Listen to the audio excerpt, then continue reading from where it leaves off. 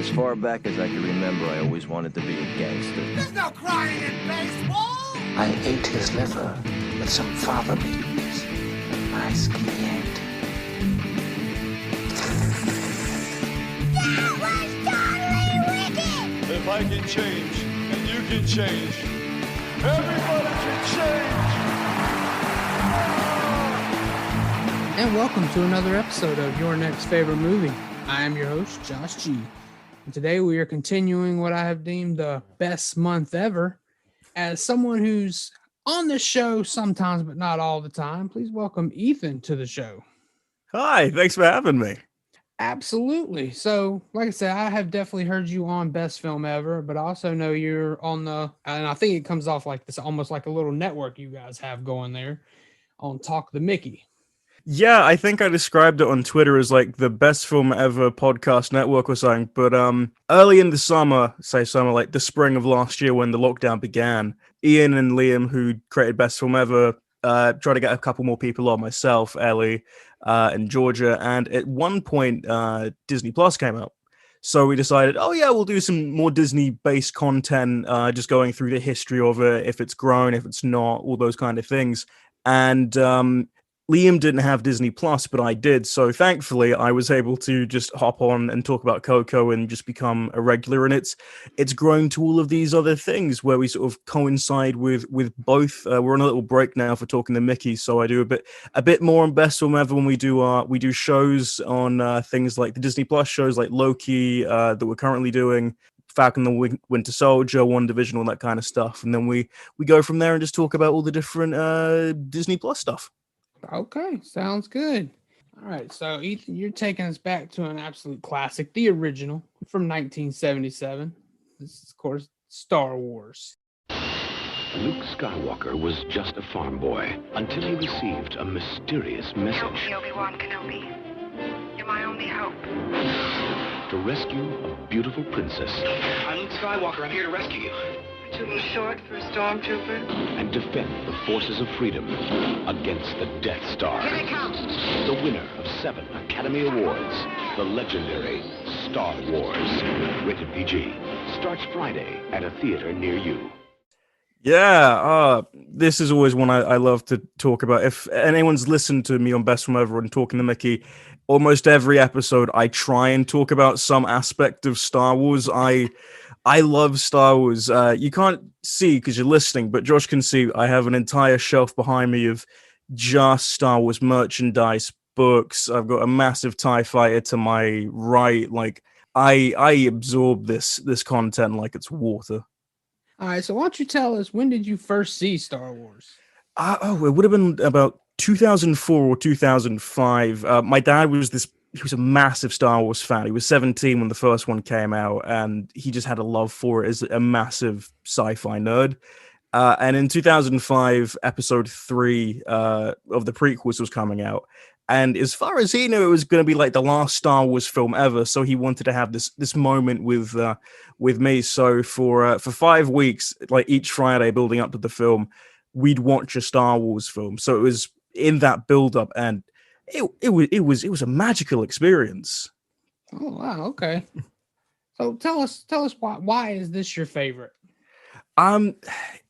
It's partly because of that. I had this sort of magical experience as a kid watching it for the first time. Like I was about 4 or 5 years old, and like as a kid, I hadn't really seen that many complex films. So it's especially like live action stuff. So it was mainly like animated, goofy kids films, all that kind of stuff. So I had a bit of a disassociation from reality, kind of. I'm like, okay, I know that's not real because they're animated. And then as a 4-year-old seeing these real life people and they're interacting with all the magical, fantastic stuff, it was really incredible. And it sort of opened my eyes to what filmmaking could be. And I'd sit down, I'd watch the behind the scenes stuff, and I would just have my mind blown over how they did the practical effects or even the CGI in the late 70s.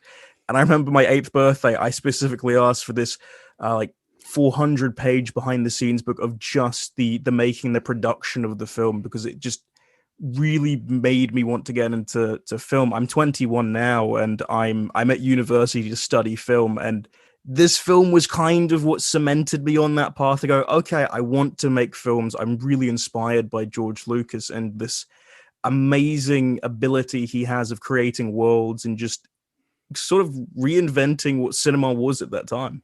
Okay, so I guess it's safe to say that once you saw it, this kind of was cemented as your favorite film from an early age.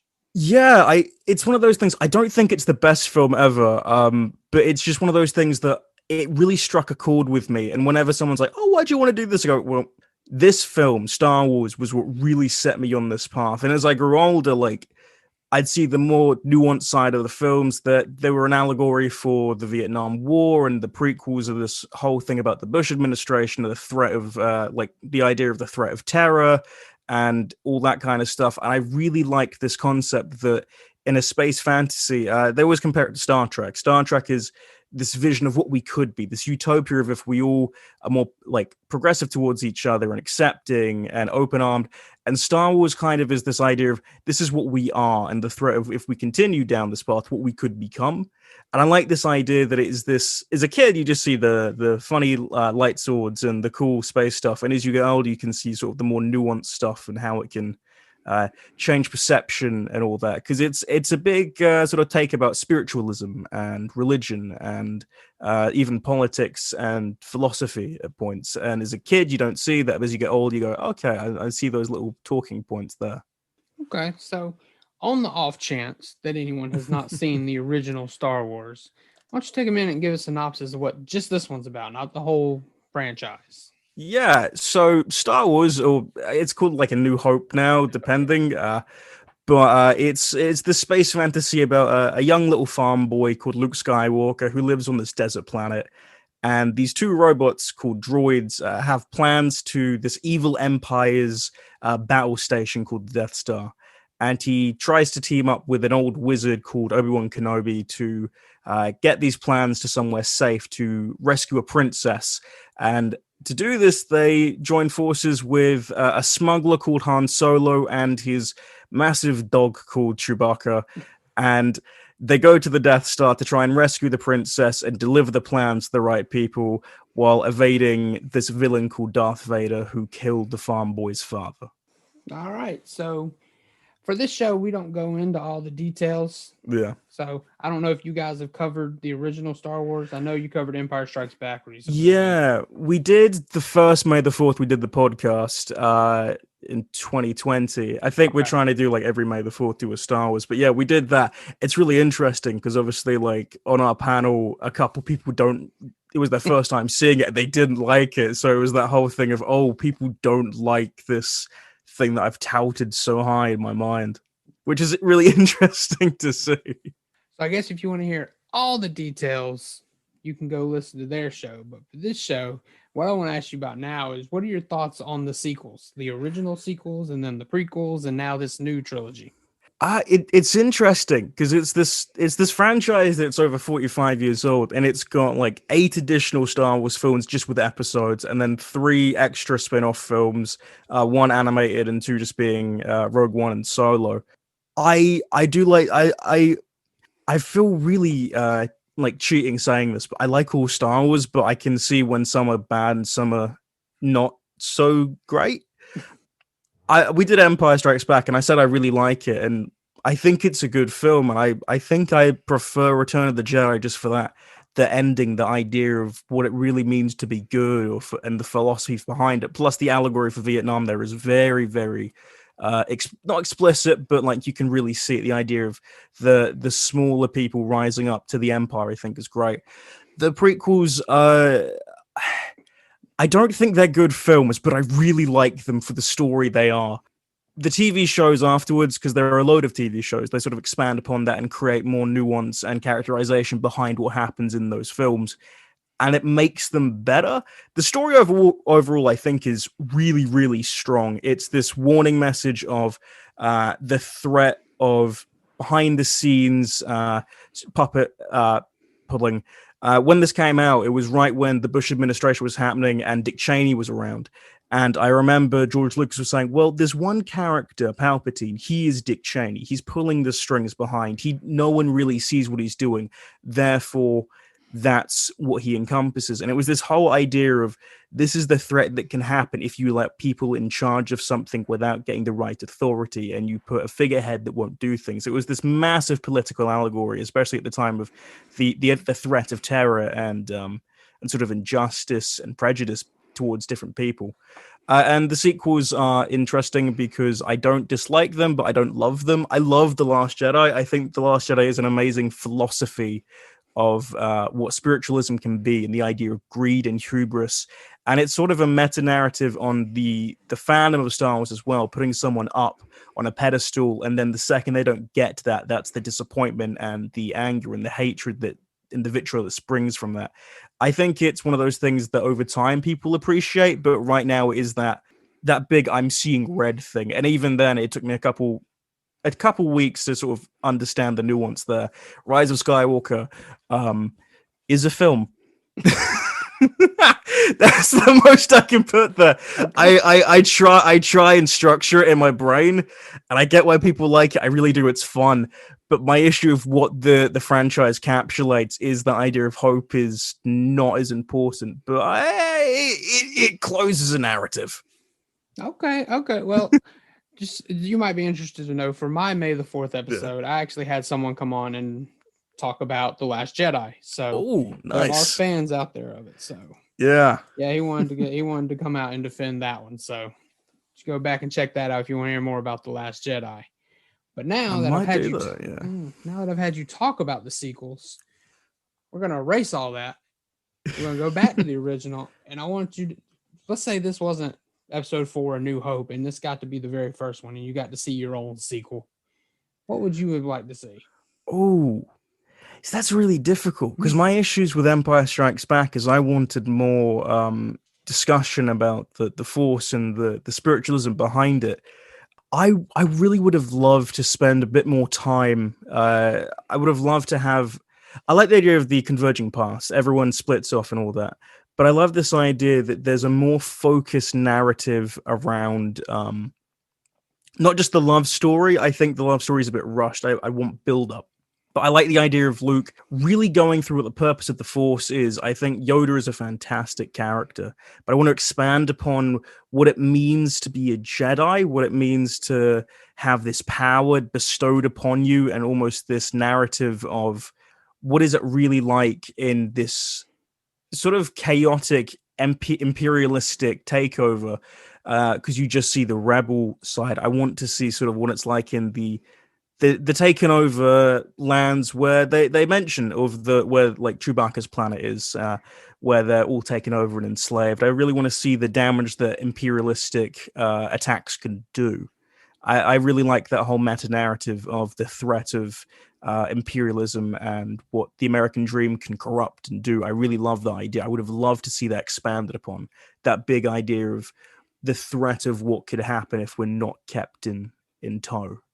So now, let's say you got to remake this original in today's time. You got to recast it. Who would you put in here? I mean, you got to cast Luke. You got to cast Han Solo, Leia. Yeah, this one was really tinkering around in my brain, and thankfully someone on Twitter had a little fan cast on, some of those are nice, but I'm going to change a lot of those. Luke Skywalker, I was thinking Justice Smith. I've seen him in the Detective Pikachu movie and Jurassic World. I really like him. I think he has this boyish charm and this idea of he really shows what hope can be and this future. And I think the twin sun scene, I think he could do really, really well alongside just a bit more representation, I think. Obi-Wan Kenobi, I was really struggling not to put actual Star Wars actors in, and I had to fold because I really want Mads Mikkelsen.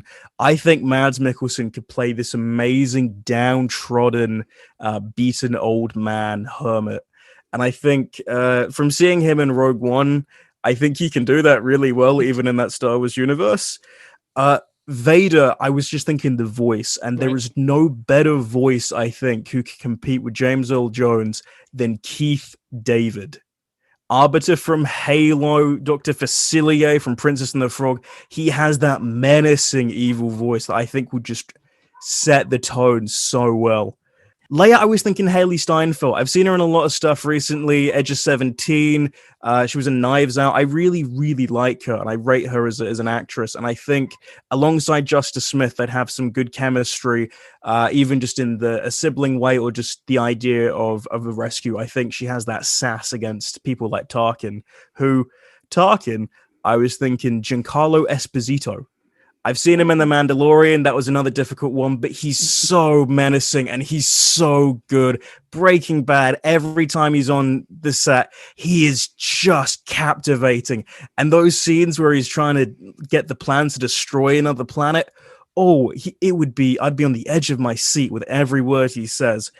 And Han Solo, Lakeith Stanfield. I've seen him in Atlanta. I've seen him in Sorry to Bother You. He has this great wittiness and cockiness that I think would translate so well to a modern day Han Solo, especially in scenes where he's bargaining with Jabba the Hutt or he's with Greedo. I really think he can have his own against there, and he just has such a fun presence alongside everyone else that he has that self-assuredness. Okay, that sounds good, and you came prepared. I love it.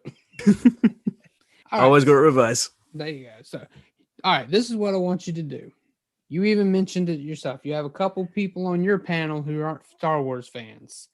How do you sell Star Wars to someone who's not a fan, hasn't seen it, maybe they don't want to? How do you sell it? Oh, Star Wars, the original, is this envision of hope and what we can do to be better. You start from nothing like Luke Skywalker. He's this boy in a desert planet who wants to dream of something bigger, and he's stuck.